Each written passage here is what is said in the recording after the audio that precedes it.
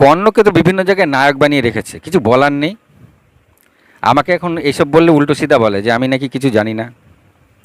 কর্ণকে যে নায়ক বানিয়েছে তার মধ্যে 4-5টা আমি জায়গা দেখে নিয়েছি, সেসব জায়গায় কর্ণকে আর দুর্যোধনকে প্রায় নায়ক বানিয়ে রেখে দিয়েছে।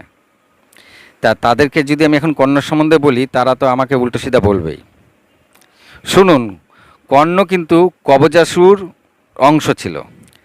কবজাসুরও বলা যায়, কারণ যেহেতু কবজাসুরের সেই শরীর নিয়ে সে জন্ম নেয়নি, অন্য শরীর নিয়ে জন্ম নিয়েছিল, তাই কবজাসুরের অংশ বলা যায়।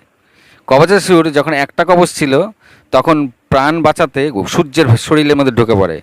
সেই সূর্যই দাপর যুগে কুন্তিকে প্রদান করে। আর এই কবজাসুরের যে একটা কবচ ছিল, সেই একটা কবচ নিয়ে কর্ণ জন্মগ্রহণ করে। আর এই কবচ ভাঙতে 1000 বৎসর লাগে। তাই এই কবচ দাপর যুগে কারো ভাঙার ক্ষমতা ছিল